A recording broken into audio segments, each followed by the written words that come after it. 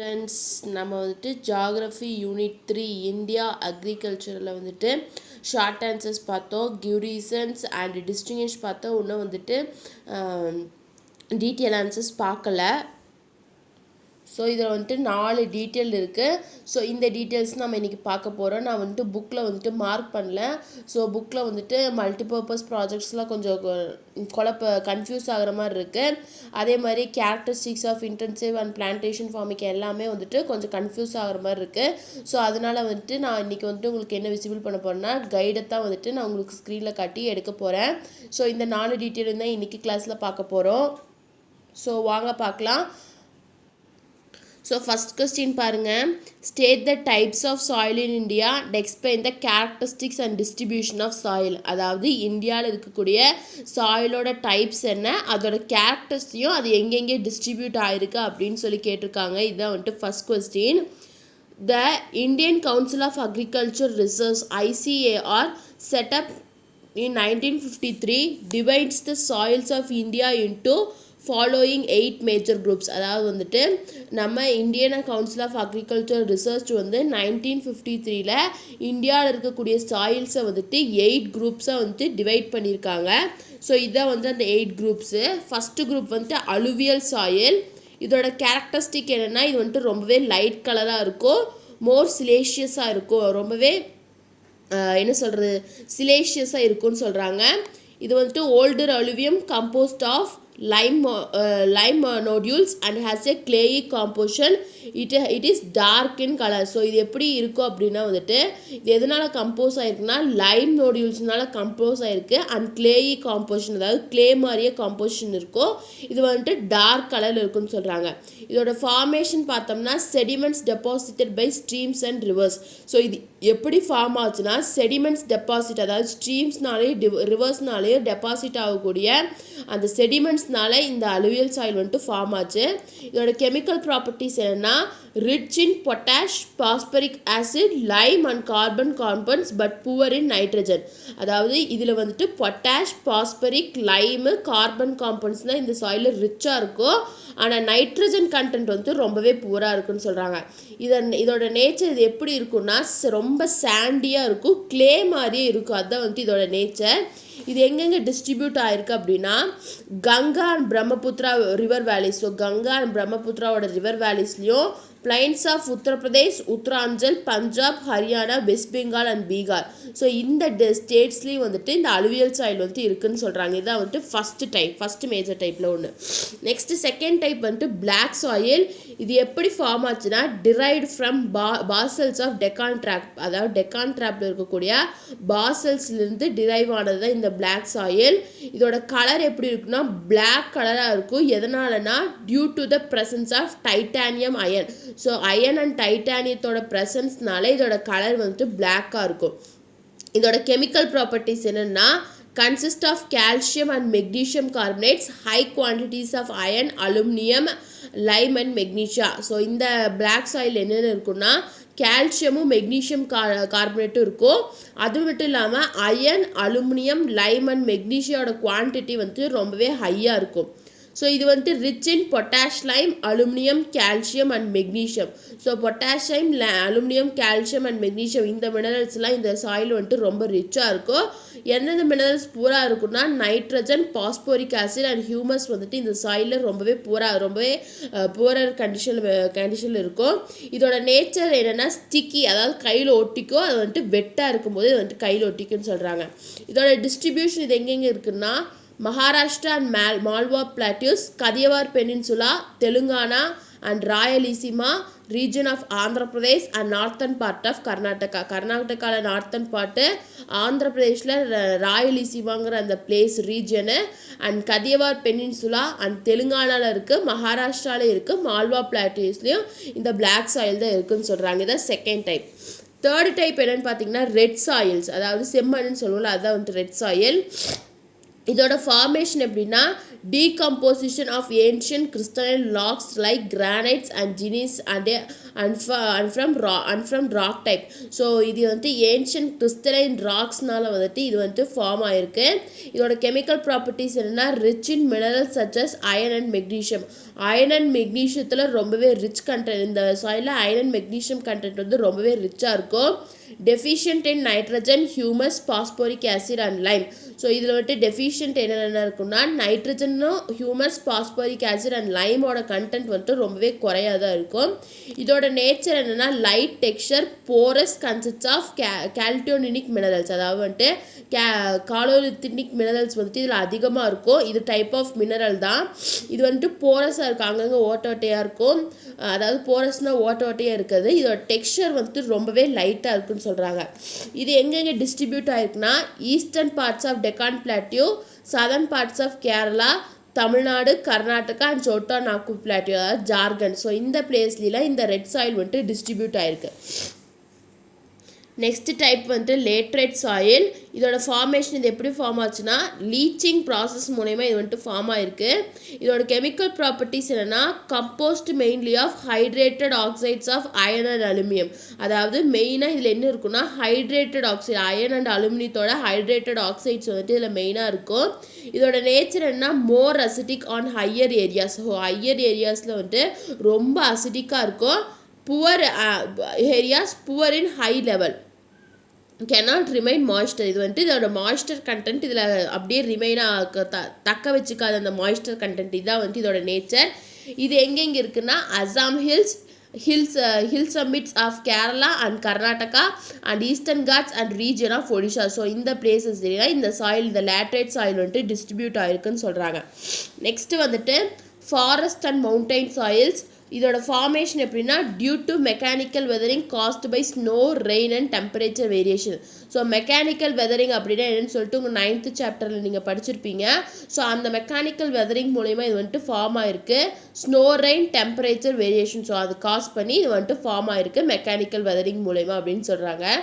இதோட chemical properties என்னென்னு பார்த்தீங்கன்னா are deficient in potash and phosphorus and lime. So இந்த ஃபாரஸ்ட் அண்ட் மவுண்டைன்ஸ் ஆயில் வந்துட்டு பொட்டாஷ், பாஸ்பரஸ் அண்ட் லைமோட கண்டென்ட்டில் ரொம்ப டெஃபிஷியண்ட்டாக இருக்கும். இதோட நேச்சர் எப்படி இருக்குன்னா ரொம்ப லைட்டாக இருக்கும், ரொம்ப சாண்டியாக இருக்கும், ரொம்ப தின்னாக இருக்கும் and found with the pieces of ராக்கோட பீசஸ். இந்த சாண்டில் வந்துட்டு ராக்கோட பீசஸ் வந்து இருக்குன்னு சொல்கிறாங்க.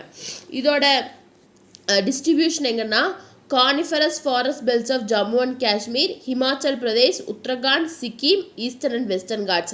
So coniferous forest belt அதாவது ஜம்மு அண்ட் காஷ்மீரில் இருக்கக்கூடிய coniferous forest beltsலையும் ஹிமாச்சல் பிரதேஷ், உத்தரகாண்ட்லையும், சிக்கிம்லையும், ஈஸ்டர்ன் அண்ட் வெஸ்டர்ன் காட்ஸ்லையும் இந்த ஃபாரஸ்ட் அண்ட் மவுண்டைன் சாயில்ஸ் வந்துட்டு டிஸ்ட்ரிபியூட் ஆயிருக்குன்னு சொல்கிறாங்க. நெக்ஸ்ட் பாருங்க arid or desert soil. So இதோட ஃபார்மேஷன் எதனாலனா due to the prevalence of dry climate, light temperature and accelerated evaporation, it also lacks humus content cover. So இதோட formation எதனாலனா dry கிளைமேட்னாலையும், so உங்களுக்கு தெரியும் டெசர்ட்ல என்ன கிளைமேட் இருக்குன்னா ஸோ அந்த கிளைமேட்னாலையும் ரொம்ப ஹை டெம்பரேச்சர்னாலையும் இது வந்துட்டு ஃபார்ம் ஆயிருக்கு. அண்ட் அசலரேட்டட் எவாப்ரேஷன்னாலையும் ஹை அசலரேட்டட் எவாப்ரேஷன்னாலையும் இது வந்துட்டு ஃபார்ம் ஆயிருக்கு. பட் இதில் வந்துட்டு ஹியூமஸ் கண்டென்ட் வந்து இருக்காதுன்னு சொல்கிறாங்க. இதோட கெமிக்கல் ப்ராப்பர்ட்டிஸ் பார்த்தீங்கன்னா contain high percentage of soluble salts. இதில் வந்துட்டு சால்யூபிள் சால்ட்ஸோட கண்டென்ட் வந்துட்டு ஹையில் இருக்கும். Alkaline with varying degree of calcium carbonate and are poor in organic matter. So இதில் வந்துட்டு கால்சியம் கார்பனேட்டோட கண்டென்ட் வந்துட்டு வேரி ஆகிட்டே இருக்கும். ஆனால் வந்துட்டு இது ஆர்கானிக் மேட்டரில் வந்துட்டு ரொம்பவே poor. Rich enough in phosphate through poor in nitrogen. அதாவது பாஸ்பேட் ரிச்சு ஆனால் நைட்ரஜன் கண்டென்ட் ரொம்ப புவர். இதோட நேச்சர் பார்த்தீங்கன்னா லைட் இன் கலர் வந்துட்டு ரொம்ப லைட்டாக இருக்கும். ஹியூமஸ் கண்டென்ட்ஸ் இருக்காது. ஃப்ரீயபிள் ஸ்ட்ரக்சர்னால் வந்துட்டு ரொம்ப ஃப்ரீயாக இருக்கும். இப்படி மண் எடுத்து காற்றுல பிடிக்கிறோம் அப்படின்னா விட அது காற்றோடு போயிடும். அதுதான் வந்துட்டு friable structure. Next low in moisture. So இதில் மாய்ஸ்டர் கண்டென்ட் வந்து இருக்காது. இதுதான் வந்துட்டு இதோட கேரக்டரிஸ்டிக்ஸ். இது எங்கெங்கே டிஸ்ட்ரிபியூட் ஆகிருக்குன்னா Rajasthan, northern Gujarat and southern Punjab. So இந்த 3 பிளேசஸ்லேயும் இந்த சாயில் வந்துட்டு டிஸ்ட்ரிபியூட் ஆகிருக்கு. நெக்ஸ்ட் ஒன்று செலைன் அண்ட் ஆல்கலைன் சாயில்ஸ். இதோட ஃபார்மேஷன் எதனாலனா formed due to ill drainage. So ill ட்ரைனேஜ்னால இந்த சாயில்ஸ்லாம் வந்து ஃபார்ம் ஆகிருக்கு. இதோட கெமிக்கல் ப்ராப்பர்ட்டிஸ் என்னென்னா sodium, magnesium and calcium salts and sulphurous acid. So இதோட கெமிக்கல் ப்ராப்பர்ட்டிஸ் வந்துட்டு இதில் வந்துட்டு சோடியம் கண்டென்ட் இருக்குது, மெக்னீஷியம் கண்டென்ட் இருக்குது, கால்சியம் சால்ட்ஸ் இருக்குது, சல்ஃபரஸ் ஆசிடும் இருக்குது. இதோட நேச்சர் என்னென்னா consists of undecomposed rock and mineral fragments. அதாவது வந்துட்டு டீகம்போஸ் ஆகாத ராக்கும் மினரல் ஃப்ராக்மெண்ட்ஸும் இந்த சாயில் இருக்குன்னு சொல்கிறாங்க. இது எங்கெங்கே டிஸ்ட்ரிபியூட் ஆகிருக்குன்னா ஆந்திர பிரதேஷ், கர்நாடகா, இந்த drier parts of Bihar, Uttar Pradesh, Haryana and Punjab, Rajasthan, Maharashtra. So இந்த பிளேசஸ்லாம் வந்துட்டு இது வந்துட்டு டிஸ்ட்ரிபியூட் ஆகிருக்குன்னு சொல்கிறாங்க. நெக்ஸ்ட்டு வந்து peaty marshy soils 8th type. இதோட ஃபார்மேஷன் வந்து என்னென்னா ஃபார்ம்டு இன் ஹியூமிட் ரீஜன்ஸ், அதாவது ஈரப்பதம் இருக்கக்கூடிய ரீஜன்ஸில் இது ஃபார்ம் ஆகிருக்கு. ஃப்ரம் த ஆர்கானிக் மேட்டரில் இருந்துட்டு ஃபார்ம் ஆகிருக்குன்னு சொல்கிறாங்க. இதோட கெமிக்கல் ப்ராப்பர்ட்டிஸ் என்னென்னா deficient in potash and phosphate. அந்த பொட்டாஷ் அண்ட் பாஸ்பேட் கண்டென்ட்டில் வந்து ரொம்ப டெஃபிஷியண்ட்டாக இருக்கும். Contains considerable amount of soluble salts and 10 to 40% of organic matter. So இதில் வந்துட்டு கன்சிடரபிள் அமௌண்ட், கொஞ்சம் அமௌண்ட் தான் வந்துட்டு சால்யூபிள் சால்ட் இருக்குது.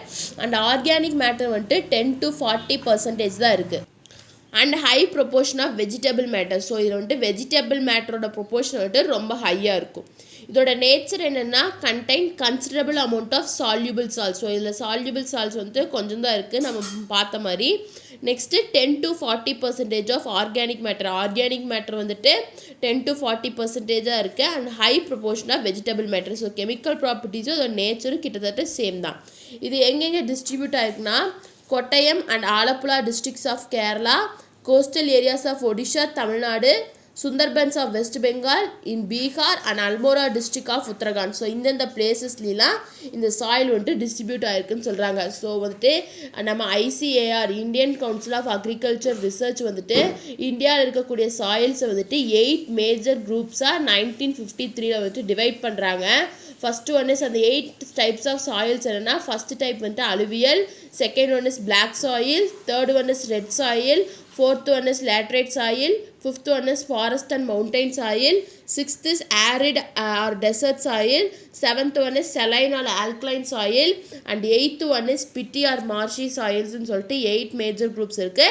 ஸோ இதோட கேரக்டரிஸ்டிக்ஸையும் இதோட டிஸ்ட்ரிபியூஷனையும் நம்ம பார்த்துட்டோம். நெக்ஸ்ட்டு செகண்ட் கொஸ்டின் என்னன்னா write about any 2 multipurpose projects of India. So multipurpose ப்ராஜெக்ட்னா என்னன்னு சொல்லிட்டு உங்களுக்கு நான் ஸ்டார்டிங் கிளாஸ்லேயே சொல்லி கொடுத்துருக்கேன். ஸோ இந்தியாவில் இருக்கக்கூடிய 2 மல்டிபர்பஸ் ப்ராஜெக்டை பற்றி எழுதுங்கன்னு கேட்டிருக்காங்க. Multipurpose project is a scientific management of water resources in our country. Multipurpose projectங்கிறது வந்துட்டு வாட்டர் ரிசோர்ஸஸை சயின்டிஃபிக் பேஸ் பண்ணி நம்ம மேனேஜ் பண்ணுறது அப்படின்னு சொல்கிறாங்க. 2 of the major multi-purpose project in India. 2 மேஜரான மல்டிபர்பஸ் ப்ராஜெக்ட் வந்து இந்தியாவில் என்னென்னா தாமோதர் வேலி ப்ராஜெக்டும் பக்ரானங்கல் ப்ராஜெக்டும் தான் 2 மேஜர் மல்டிபர்பஸ் ப்ராஜெக்ட்னு சொல்கிறாங்க. தாமோதர் வேலி ப்ராஜெக்டில் என்ன நடக்குதுன்னா the major objectives of this pioneer and ambitious project include irrigation, power generation, flood control, fishing and recreation in industrial and economic development. இந்த ப்ராஜெக்டோட மெயின் ஆப்ஜெக்டிவ் என்னென்னா இரிகேஷனை வந்துட்டு இரிகேஷனுக்காகவும் அந்த பவர் ஜென்ரேஷனுக்காகவும் ஃப்ளட் கண்ட்ரோல், அதாவது வெள்ளம் வராமல் தடுக்கிறதுக்கும் அங்கே வந்துட்டு ஃபிஷ்ஷிங் மீன் பிடிக்கிறதுக்கும் இது பண்ணுறதுக்காக தான் இதோட மெயின் ஏமாக இருந்தது. மேஜர் ஆப்ஜெக்டிவாக இந்த தாமோதர் வேலி ப்ராஜெக்ட் இருக்குது அப்படின்னு சொல்கிறாங்க. The aggressive Damodar during the rainy season with all its surplus water used to engulf the surrounding areas. அதாவது வந்துட்டு இந்த தாமோதர் வேலி வந்துட்டு ரெய்னி சீசனில் வந்துட்டு ரொம்ப சர்ப்ளஸ் நிறையா வாட்டர் வரும். ஸோ அதனால என்ன ஆகுனா பக்கத்தில் இருக்கக்கூடிய சுற்றி இருக்கக்கூடிய சரௌண்டிங் ஏரியாஸ்னால் என்கல்ஃப் பண்ணினா விழுங்கிரும்னு சொல்கிறாங்க. அந்த வாட்டர் அந்த ஃப்ளட்டு வந்துட்டு அந்த ஏரியாஸை வந்து பாதிச்சிடும். Due to the periodic and successive flood, Damodar river was aptly known as Curse of Bengal. So அதோட பீரியடிக் அண்ட் சக்ஸசிவ் ஃப்ளட்னால அந்த தாமோதர் ரிவரை என்ன சொல்கிறாங்கன்னா Curse of Bengal. ஏன்னா அது வந்துட்டு பெங்காலுக்கு பக்கத்தில் தான் இருக்குது. ஸோ இதுக்கு வந்துட்டு அடிக்கடி அந்த பெங்காலில் இருக்கக்கூடிய ரீஜன்ஸுக்கு வந்துட்டு ஃப்ளட்டு வர்றதுனால இதை என்ன சொல்கிறாங்கன்னா Curse of Bengal அப்படின்னு சொல்கிறாங்க. The main dams constructed across the Damodar river are Tillaya Dam, Konnar Dam, Maithon dam and Panchet டேம்னு சொல்லிட்டு அந்த தாமோதர் ரிவர் இடையில வந்துட்டு இந்த 4 டேமையும் கன்ஸ்ட்ரக்ட் பண்ணியிருக்காங்கன்னு சொல்கிறாங்க. இதுதான் வந்துட்டு தாமோதர் வேலி project.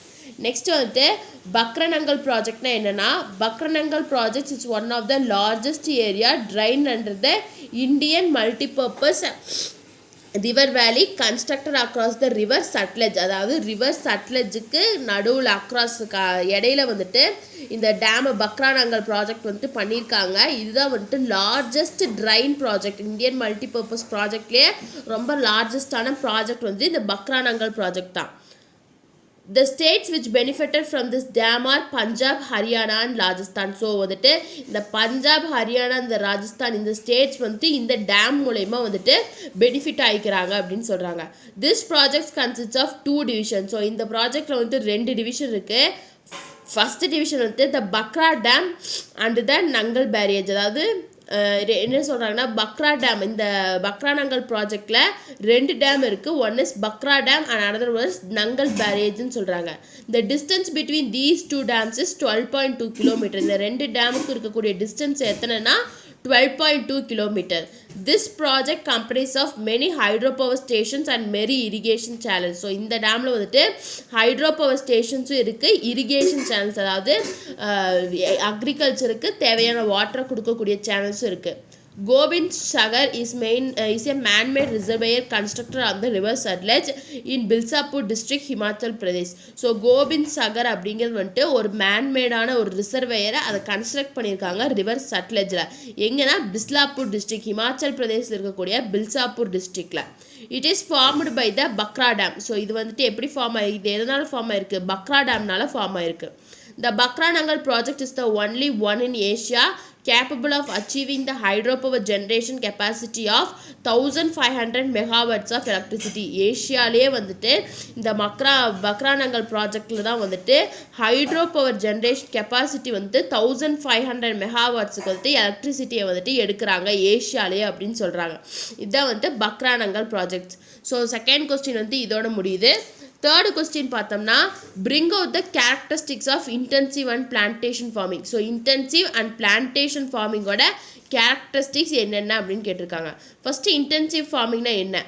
Intensive farming is an agricultural intensification and mechanization system of agriculture. அதாவது அக்ரிகல்ச்சர் சிஸ்டத்தில் வந்துட்டு அக்ரிகல்ச்சரை இன்டென்சிஃபை பண்ணி அதில் வந்து மெக்கானிக்கல் மெத்தட்ஸ் மூலயமா அங்கே வந்துட்டு அந்த அக்ரிகல்ச்சரல் ப்ராசஸ் நடக்கும். அதை தான் என்ன சொல்கிறாங்கன்னா இன்டென்சிவ் ஃபார்மிங் அப்படின்னு சொல்கிறாங்க.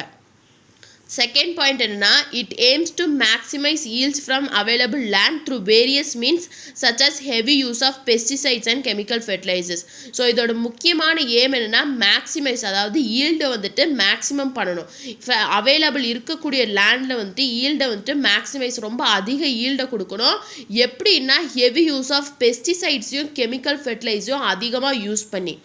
This intensification and mechanization has also been applied to the raising of livestock with billions of animals such as cows, pigs and chickens being held indoors.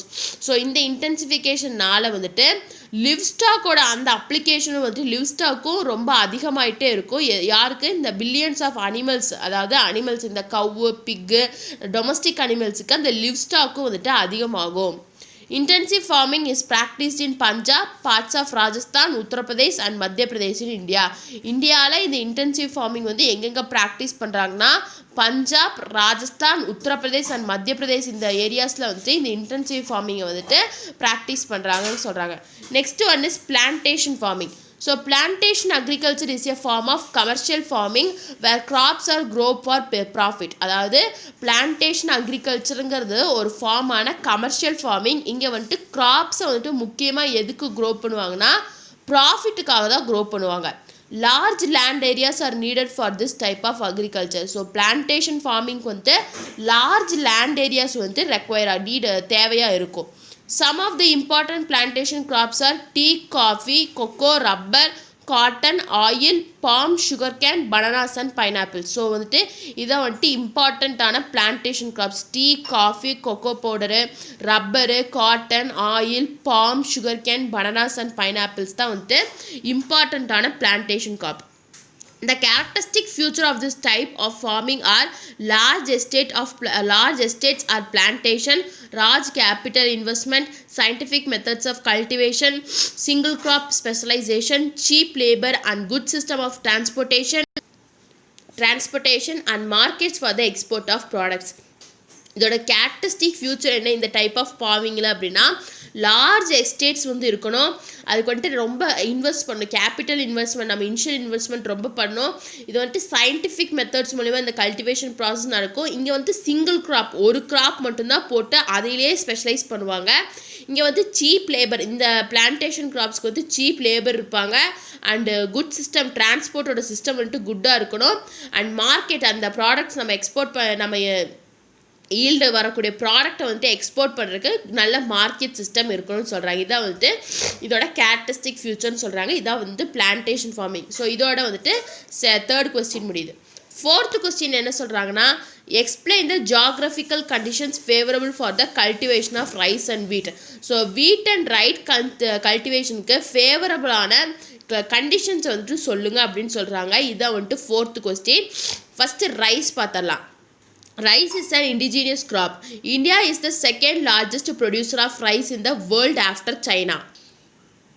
India வந்துட்டு ரைஸுங்கிற வந்துட்டு ஒரு இண்டிஜீனியஸான க்ராப்பு. இந்தியா வந்துட்டு China தான் வந்துட்டு rice ப்ரொடக்ஷனில் first. அவங்களுக்கு அடுத்தது நம்ம இந்தியா வந்துட்டு ரைஸ் ப்ரொடக்ஷனில் இருக்கும்.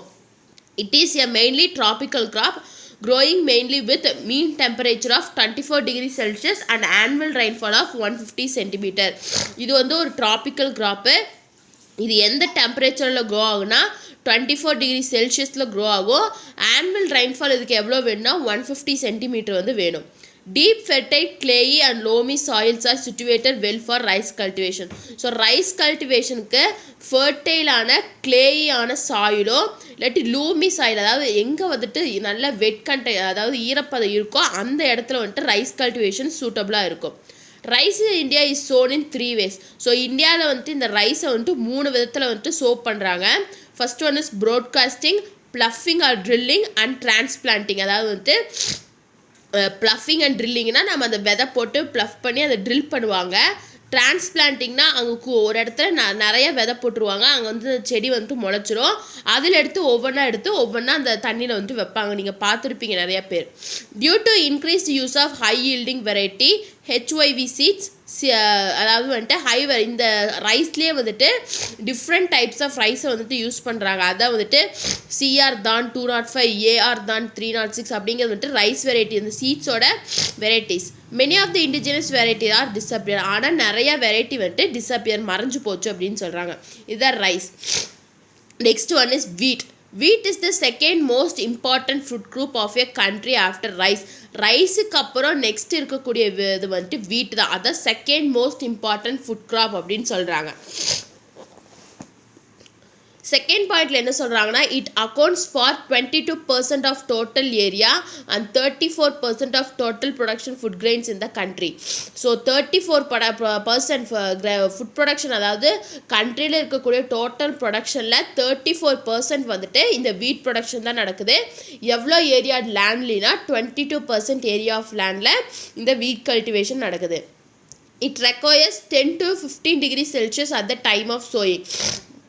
அதை சோ பண்ணும்போது இதுக்கு வந்துட்டு 10 to 15 degrees Celsius அந்த டெம்பரேச்சர் இருக்கணும்.